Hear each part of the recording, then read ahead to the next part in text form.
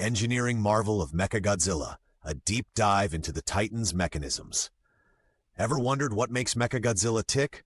Today we're cracking open the titanium shell of this mechanical behemoth to explore the intricate engineering and technologies that bring it to life.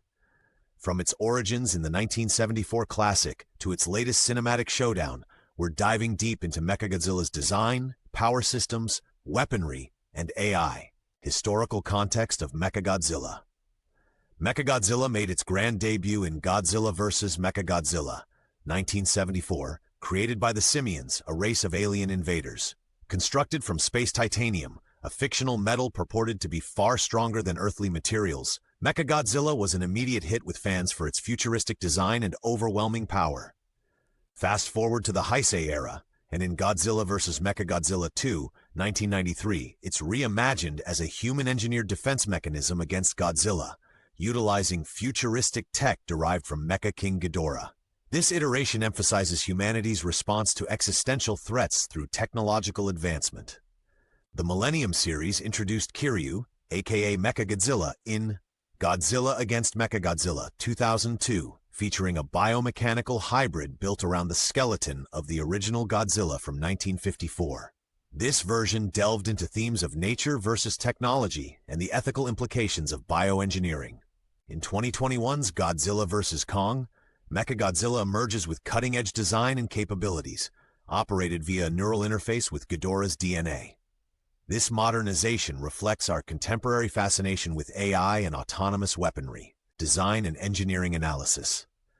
Mechagodzilla's design has always been a blend of futuristic imagination and theoretical engineering. The original stood approximately 50 meters tall and weighed around 40,000 metric tons. The latest version towers over 122 meters and tips the scales at an estimated 150,000 metric tons.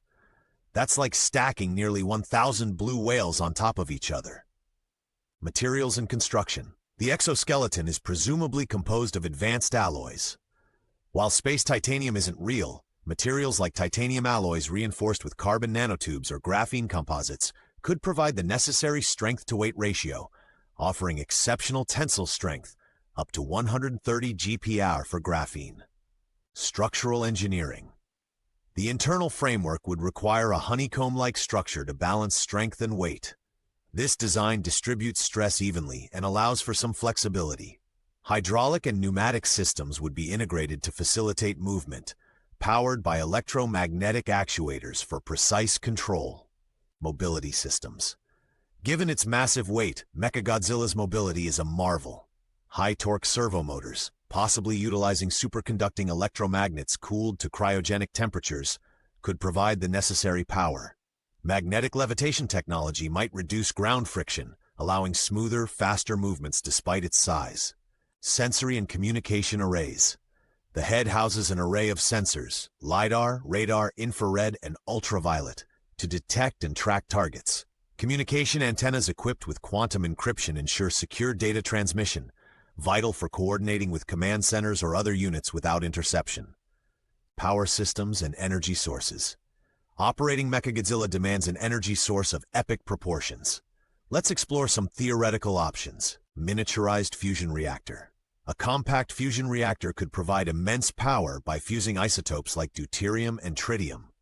This process releases energy according to Einstein's equilibrium, potentially supplying the terawatts of energy required. Zero-point energy. Tapping into zero-point energy, ZPE, remains theoretical, but in the Mechagodzilla universe, it's plausible. ZPE would draw from the quantum fluctuations of empty space, offering a virtually limitless power supply. Energy management. Distributing this power efficiently calls for superconducting transmission lines, minimizing energy loss due to resistance. Energy storage systems like supercapacitors made from graphene could handle rapid discharge cycles. Heat dissipation. Managing heat is critical. Advanced thermal regulation systems using heat pipes filled with liquid metal or phase-change materials could transfer excess heat to radiators or use it to power secondary systems via thermoelectric generators. Weaponry and tactical capabilities. Mechagodzilla doesn't just look intimidating, it's armed to the teeth. Let's break down its arsenal. Plasma grenade. A chest-mounted weapon unleashing concentrated plasma energy. Generating plasma at temperatures exceeding 10 million degrees Celsius requires immense power and magnetic containment fields. All-out assault. This mode fires all weapons simultaneously: finger missiles, tow missiles, knee cannons, and eye lasers. Coordinating this requires a sophisticated fire control system, likely driven by AI. Tail and melee weapons. The tail often ends with a drill or blade constructed from super-hard materials like synthetic diamond or tungsten carbide.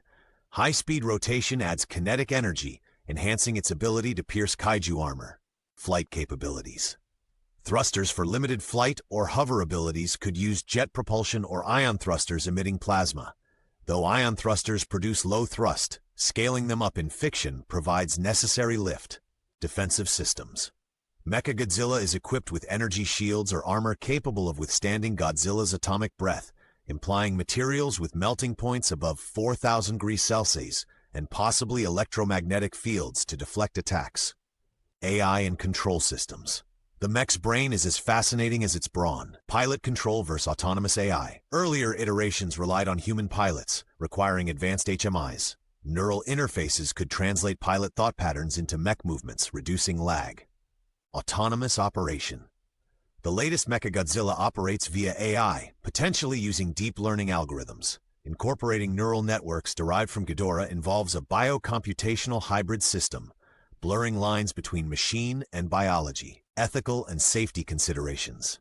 Autonomous weaponry raises ethical questions. Implementing Asimov's 3 laws of robotics might not suffice. Safeguards are crucial. Processing power. To process vast sensory data and execute complex combat maneuvers, Mechagodzilla's AI would require exascale computing capabilities. Quantum processors could theoretically provide this power. Comparative analysis with other mechs and kaiju. How does Mechagodzilla stack up against its peers? Versus Moguera specializes in underground and aerial combat but lacks Mechagodzilla's heavy armament.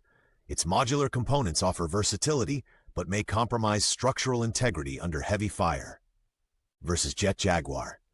Boasts agility and size manipulation thanks to nanotech and adaptive morphing materials. However, it doesn't match Mechagodzilla's firepower or defensive capabilities. Versus Organic Kaiju. Mechagodzilla's mechanoid nature grants immunity to biological vulnerabilities. However, organic kaiju often have regenerative abilities and unpredictable behaviors. Conclusion and future speculations. From its advanced materials and colossal power systems to its devastating weaponry and cutting-edge AI, Mechagodzilla represents the pinnacle of speculative technology in the kaiju realm.